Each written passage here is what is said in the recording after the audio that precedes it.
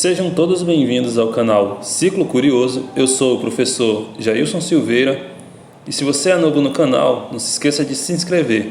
Então, bora pro vídeo. Fala pessoal, no vídeo de hoje nós iremos falar sobre tecido epitelial. E dentro desse conteúdo nós iremos abordar os seguintes tópicos que são introdução, características, classificação, funções e falaremos ainda sobre os tipos de tecido epitelial. Fazendo então uma breve introdução, um tecido nada mais é do que um conjunto de células unidas para realizar uma determinada função. E se tratando então de tecido epitelial, o tecido epitelial ele vai apresentar células nos mais variados formatos. E essas células elas têm como característica ser bastante unidas umas com as outras. Então, falando da estrutura do tecido epitelial, o tecido epitelial ele vai estar bem em cima. Abaixo do tecido epitelial nós teremos a lâmina basal, que vai separar o tecido epitelial de um próximo tecido, que no caso é o tecido conjuntivo. Então a gente sempre vai encontrar essa estrutura: tecido epitelial, lâmina basal, e abaixo da lâmina basal, delimitando aí o tecido epitelial, nós vamos ter o tecido conjuntivo. Como eu falei, as células do tecido epitelial elas são bastante unidas. Por conta disso, elas são especializadas e elas vão apresentar as chamadas junções. Junções nada mais são do que algumas estruturas que vão auxiliar tanto na junção dessas estruturas, como também na troca de substâncias. E aí nós temos as junções aderentes, as junções de oclusão e teremos também as junções comunicantes. Então percebam que entre essas células a gente vai ter as chamadas junções, que terão como função unir essas células, e aí nós teremos as junções aderentes. Teremos também a de oclusão, que vai servir para impedir que substâncias indevidas passem entre as células. E teremos as comunicantes, que proporcionarão essa comunicação entre as células, trocando substâncias e informando as necessidades básicas de cada uma dessas células. Falando agora das características do tecido epitelial, como nós vimos, uma das principais características do tecido epitelial é apresentar células justapostas. E como eu falei, são células bem unidas. Outra característica do tecido epitelial é a sua alta capacidade de regeneração. Então esse é um tecido que ele vai sofrer bastante mitose, que é um tipo de divisão especializado justamente nessa renovação das células. Além disso, ele também não tem vascularização, ou seja, para que ele seja nutrido, ele vai precisar de um outro tecido. Então geralmente quem vai dar esse suporte de nutrição, tanto de oxigênio quanto de nutrientes, será o tecido conjuntivo, que vai estar logo abaixo do tecido epitelial, como nós vimos. Outra característica também é que ele vai apresentar as junções intercelulares, que são aquelas junções que estão entre as células. Falando agora da classificação, o tecido epitelial a gente pode classificar ele através da forma que ele vai apresentar. Então ele pode apresentar a forma pavimentoso, que é quando as células elas vão se apresentar mais achatadas. Teremos também a forma cúbica e teremos também uma forma colunar, ou também chamada de prismática em alguns livros. Outra forma de classificar também o tecido epitelial é através da quantidade de camadas.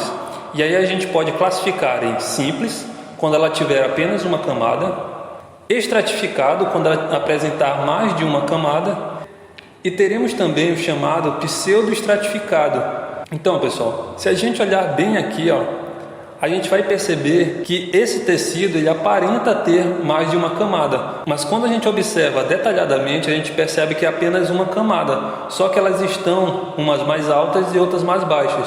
Então, por isso a gente classifica esse tecido como pseudoestratificado.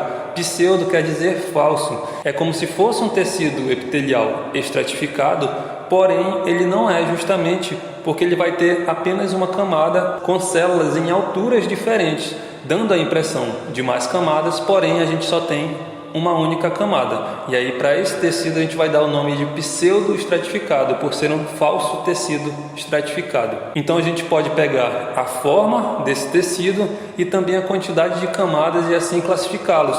Por exemplo, eu posso ter o tecido epitelial pavimentoso simples, ou posso ter o tecido epitelial pavimentoso estratificado, ou assim sucessivamente, a depender da forma ou da quantidade de camadas de células desse tecido. Falando agora das funções, o tecido epitelial ele vai ter as seguintes funções: revestimento, secreção e absorção.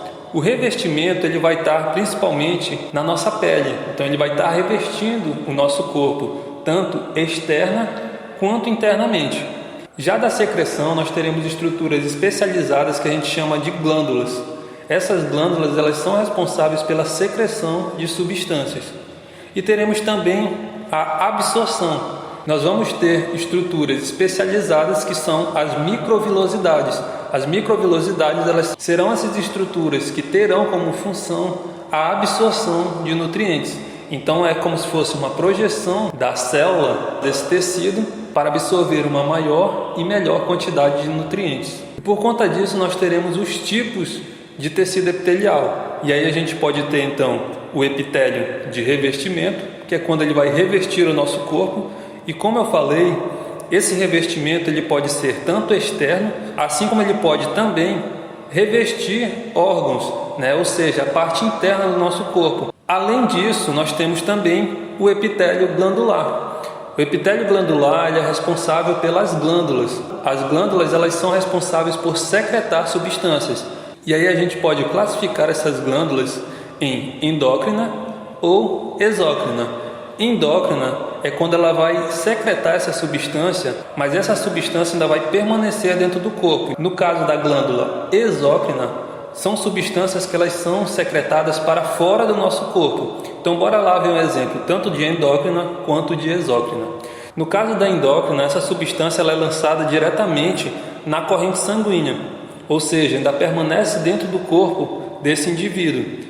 Já no caso da exócrina, nós teremos a secreção dessa substância para fora do corpo. E como exemplo desse tipo de glândula, nós teremos as glândulas mamárias, sudoríparas e também as glândulas sebáceas. E é isso, pessoal. Se vocês gostaram do vídeo, não se esqueçam de se inscrever no canal, curtir. E caso tenha ficado alguma dúvida ou você queira deixar alguma sugestão, pode deixar aí seu comentário. E se você acha que tem aquele curioso que vai se interessar pelo assunto, não se esqueça de compartilhar e nos seguir nas redes sociais. Então é isso, pessoal. Um forte abraço e até o nosso próximo vídeo.